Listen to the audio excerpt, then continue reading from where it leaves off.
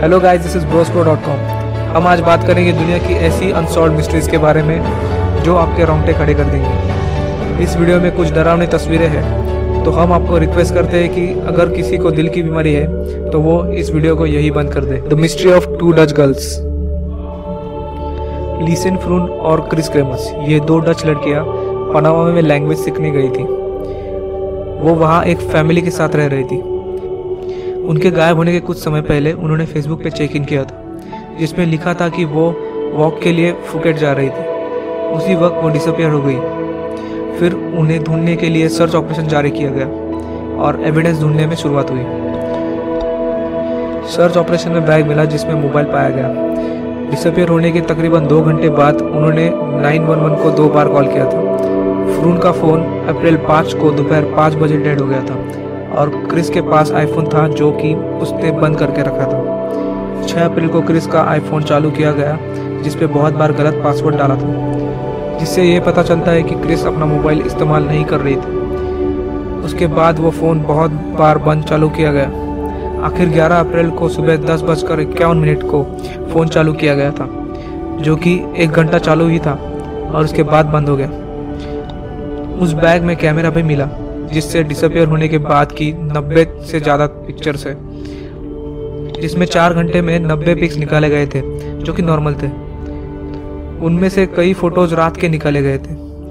कई लोगों का ये मानना है कि रास्ता ढूंढने के लिए उन्होंने वो फ़ोटोज़ निकाले थे और कुछ लोगों का ये मानना है कि जंगली जानवरों को डराने के लिए उन्होंने ये फ़ोटो निकाले थे और कुछ लोग यह कह रहे थे कि वो सर्च टीम को इशारा देने के लिए फ़ोटो निकाल रही थी, जिससे फ्लैशलाइट की वजह से किसी का ध्यान उनकी तरफ आ जाए। 2 महीने बाद सर्च ऑपरेशन के दौरान क्रिस की शॉर्ट्स मिली जो एक पत्थर पे अच्छे से रखी गई थी, जिसके बाद उन्हें क्रिस का शूज़ मिला जिसमें सॉक्स के साथ क्रिस का जला हुआ पैर भी था और उसके नज़दीक कूल्हे की हड्डी भी पाई गई। उस इलाके में 33 हड्डियाँ पाई गई, जिससे ये कंफर्म हो गया कि उन दोनों की मौत हो गई थी। इसमें 27 हड्डियाँ लीसेन की थी। तो फिर बाकी की हड्डियों का क्या हुआ? इस 27 हड्डियों की जांच पड़ताल से यह पता चला कि हड्डियों का किसी जानवर के साथ संपर्क नहीं हुआ था, क्योंकि इन हड्डियों में कोई भी रैशेस नहीं थे। और उससे भी वियर्ड बात यह है कि क्रिस की मौत ब्लीच से जलने से हुई। एक्सपर्ट्स का मानना है कि यह घटना में मैक्सिकन कार्टेल का हाथ हो सकता है, क्योंकि वो लोग हड्डियाँ सड़ाने के लिए लाइम और फास्फोरस का यूज़ करते हैं। इस केस की इन्वेस्टिगेटर जंगल में गई थी जहाँ पे पुलिस को हड्डी मिले और कई घंटों में उस इन्वेस्टिगेटर को डिहाइड्रेशन की वजह से हॉस्पिटल में दाखिल किया गया। तो अगर वो लड़कियां जंगल में गुजारा कर रही थी तो उन्होंने कैसे गुजारा किया होगा, क्योंकि इस ट्रिप के दौरान उनके पास सिर्फ 1 बोतल थी और खाने के लिए कुछ नहीं था। और वो आईफोन में गलत पासवर्ड किसने डाला था? Brandon स्वैनसन disappearance. 19 साल के ब्रैंडन स्वैनसन 14 मई 2008 को मार्शल माइनसोटा में कार से जा रहे थे, तभी उनकी कार खाई में अटक गई। ब्रैंडन बाहर निकलने में कामयाब रहे। उन्होंने अपने पिता को कॉल करके कहा कि वो उनको लेने आ जाए, तो उनके पिता ने उन्हें फिर से कॉल किया। फ़ोन पे ब्रैंडन ने कहा कि वो नज़दीकी लिंड शहर नाम के नज़दीक चल के जा रहे हैं। तो रात के 2 बजे थे जब ब्रैंडन के पिता ने उन्हें फिर से फ़ोन पे ब्रैंडन की लोकेशन के बारे में पूछा। ब्रैंडन ने कहा कि यहाँ सब अंधेरा है, मुझे समझ नहीं आ रहा है कि मैं किस तरफ जाऊँ। और तभी ब्रैंडन ने घबराते हुए अचानक कहा, ओह शिट, और फ़ोन कॉल डिस्कनेक्ट हो गई। उसके बाद ब्रैंडन के पिता ने बहुत बार कॉल लगाने की कोशिश की, फिर ब्रैंडन ने कॉल नहीं उठाया। उसके बाद ब्रैंडन के पिता ने बहुत बार कॉल लगाने की कोशिश की, पर ब्रैंडन ने कॉल नहीं उठाया। सुबह 6 बजे तक ब्रैंडन न मिलने के कारण उसके पिता ने पुलिस में मिसिंग कंप्लेंट दाखिल की और सर्च मिशन चालू हो गया। देखते ही देखते हफ्ते महीनों में और महीने सालों में बदल गए, पर ब्रैंडन का कोई पता न लग पाया। उनकी कार ब्रैंडन ने बताए हुए जगह से 32 किलोमीटर दूर मिली और ब्रैंडन का फ़ोन भी ट्रैक नहीं हो पाया। माइनसोटा में ब्रैंडन्स लॉ नामक एक लॉ बनाया गया है, जिसके मुताबिक किसी भी आदमी की एज जाने बगैर उसकी मिसिंग कंप्लेंट दाखिल की जाएगी। आज भी ब्रैंडन के माता पिता उसे ढूंढने की कोशिश कर रहे हैं। ब्रैंडन के साथ क्या हुआ होगा इसका जवाब किसी के पास भी नहीं है। ओलिविया मेबल की मौत। 27 फरवरी 1994 को ओलिविया वेबल का शव उनके टेक्सास के घर में मिला। ये टेक्सास की सबसे खौफनाक घटनाओं में से एक है। दरअसल हुआ ये कि टेक्सास की सिलिना सिटी में रहने वाली ओलिविया वेबल एक हाउसवाइफ थी जो अपने पति ट्रेविस और उनके 6 साल के लड़के एडन के साथ रहती थी। 1990 को उनका बेटा एडन उनके घर के छोटे पानी के तालाब में मृत पाया गया। ओलिविया इस घटना से टूट सी गई। वो अपने आप को इसका जिम्मेदार मानने लगी। इसका नतीजा ये हुआ कि उसने अपने आप को अपने दोस्तों से, काम से और अपने पति से दूर कर लिया और इसी वजह से ओलिविया का उससे पति से, ट्रेविस से तलाक हो गया। पति ट्रेविस ने दूसरी शादी कर ली और वो न्यू इंग्लैंड शिफ्ट हो गए। तब से ओलिविया अकेले रहने लगी। 27 फरवरी 1994 को पुलिस को कुछ साइलेंट कॉल्स ओलिविया के घर से आए।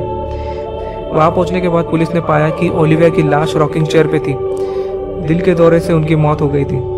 उनके हाथ में उन्होंने उनके मृत बेटे की गुड़िया कस के पकड़ी हुई थी और टेबल पे कुछ संस्कृत भाषा और टिबेटन भाषा में निर्माण लिखा था, जिसका मतलब है तैयार करना। इस घटना से किसी को ये नहीं समझ में आ रहा था कि उनके साथ क्या हुआ। लोगों में बहुत अफवाह फैली कि ओलिविया ने अपने मृत बेटे से कांटेक्ट करने की कोशिश में मौत को मोल ले लिया। पुलिस के पास कोई भी सबूत न होने के कारण केस को अनसॉल्व्ड केस के लिस्ट में शामिल किया गया। ओलिविया के बेडरूम में ओलिविया का लिखा खत मिला जिसमें लिखा था, मेरे एडन, आई एम सॉरी, मुझे माफ़ कर दो। मैंने ऐसा होने नहीं देना चाहिए था। मैं जा रही हूँ। हे राक्षस, मैं तुम्हें मुझ में आने नहीं दूंगी। मेरे प्यारे एडन, मैं आपके लिए आ रही हूँ। माँ आपसे बहुत प्यार करती है। उसके मौत के 23 साल बाद भी लोगों को एक ही सवाल है कि पुलिस को साइलेंट कॉल किसने किए थे, और अगर ओलिविया को सुसाइड ही करना था तो पुलिस को मदद के लिए कॉल क्यों किया था। आपको क्या लगता है ओलिविया के साथ क्या हुआ होगा? कमेंट जरूर करें। एलन जिल मर्डर केस। 25 फरवरी 2014 को पेरेंटपोर्ट बीच पे 64 साल के एलन जिल की लाश नग्न अवस्था में दोपहर 2 बजे मिली। उनके चेस्ट और राइट शोल्डर पे कुछ अजीब से चोटों के निशान थे। उनके मुंह में सॉक्स थे और उन सॉक्स में हेडफोन लपेटे गए थे। उनकी मौत के एक दिन पहले उन्हें कुल 3 बार सीसीटीवी कैमरे में देखा गया। आखिरी बार उन्हें पेरेंटपोर्ट बीच पर रात 10:30 बजे 24 फरवरी 2014 को, यानी कि उनकी मौत के एक दिन पहले देखा गया था। उनके कोई भी नज़दीकी रिश्तेदार या दोस्त नहीं थे। वो जब मृत पाए गए तो उनके शरीर पर सिर्फ एक सॉक्स और एक जूता पैर में था। बीच के कुछ जगह पर उनका दूसरा जूता, एक जैकेट जिसमें उनका एक फ़ोटो था जब एलन 2 साल के थे, और एक वॉलेट मिला जिसमें 95 यूरो कैश थे। हैरानी की बात तो यह है कि वो जैकेट वो नहीं था जो एलन ने एक दिन पहले पहना था और जो सीसीटीवी कैमरे में दिख रहा था। एक दिन पहले एलन का यूं यहाँ वहाँ फिरना और अचानक से उनका शव दूसरे दिन ऐसी विचित्र अवस्था में मिलना, यही बात बहुत सारे सवाल खड़े करती है। एलन के साथ क्या हुआ होगा? क्या आप अंदाज़ा लगा सकते हो? वैसे आपको बता दें कि ये केस अब तक ओपन है। Tragedy of Subhash Chandra Bose. सुभाष चंद्र बोस, जिन्हें नेताजी कह के पुकारा जाता है, वो इंडियन कांग्रेस के प्रेसिडेंट भी रह चुके हैं। ब्रिटिश सरकार से भारत को छुटकारा दिलाने के लिए नेताजी ने दूसरे वर्ल्ड वॉर में निजी जर्मन और एम्पेरियल जापान से हाथ मिलाया, लेकिन अमेरिका के फोर्सेस ने जापान को मात दे दी और सिंगापुर पे कब्जा कर लिया। उसी वजह से 15 अगस्त 1945 को जापान ने सरेंडर कर दिया। नेताजी ने अपना ठिकाना बदलने की ठान ली। इस कारण नेताजी 18 अगस्त 1945 को एक प्लेन से बैंकॉक से टोक्यो जा रहे थे। एज पर गवर्नमेंट नेताजी का प्लेन क्रैश हुआ। वो जगह थी जापानीज रूल्ड फार्मोसा, जो कि अब ताइवान के नाम से फेमस है। इस हादसे में नेताजी की बॉडी आधे से ज़्यादा जल गई थी और उनका हॉस्पिटल में ही देहांत हुआ। कई लोगों का ये मानना है कि नेताजी की मौत प्लेन क्रैश में नहीं हुई। उनका ऐसा भी कहना है कि नेताजी की पत्नी पे दबाव डालते हुए उनसे नेताजी के डॉक्यूमेंट्स पे सिग्नेचर ली गई। कई लोगों का ये मानना है कि नेताजी की मौत 1985 में हुई और कईयों का ये भी मानना है कि नेताजी यूपी के फैजाबाद में एक गुमनामी बाबा थे। वो गुमनामी बाबा नेताजी थे। अगर ये बाबा नेताजी है तो वो अपनी पहचान क्यों छुपा रहे थे? Malaysian airlines disappearance.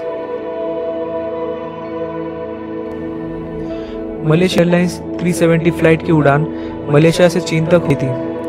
8 मार्च 2014 को समय अनुसार फ्लाइट मलेशिया से टेक ऑफ हुई। इस फ्लाइट में 12 क्रू मेंबर्स और 227 पैसेंजर्स जो कि 15 अलग देशों से थे। मतलब कुल मिला के 239 लोग इस फ्लाइट में थे। करीब 1:22 मलेशियन टाइम के अनुसार यह aircraft air traffic controller radar screen से डिसअपियर हो गई। फिर भी मलेशियन मिलिट्री रेडार से फ्लाइट की लोकेशन ट्रेस हो रही थी। तकरीबन 2:22 मलेशियन टाइम के दरमियान फ्लाइट ने मलेशियन मिलिट्री रेडार की रेंज छोड़ दी। फ्लाइट की आखिरी लोकेशन जो मलेशियन मिलिट्री रेडार से ट्रेस हुई वो थी अंडमान समंदर।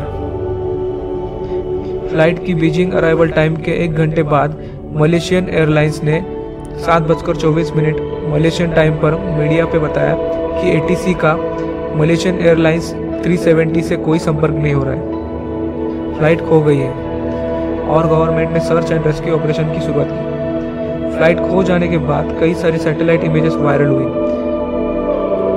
जांच पड़ताल के दौरान ये नतीजा निकला कि ये फेक इमेजेस हैं। उसके बाद बहुत सारे सर्च ऑपरेशन और अंडर वाटर ऑपरेशन हुए और तकरीबन 1 साल बाद जुलाई 2015 को एक अंडर वाटर सर्च के दौरान फ्लाइट का राइट फ्लैपरॉन सेंट एंड्रे के बीच 14,000 किलोमीटर इंडियन ओशन में मिला।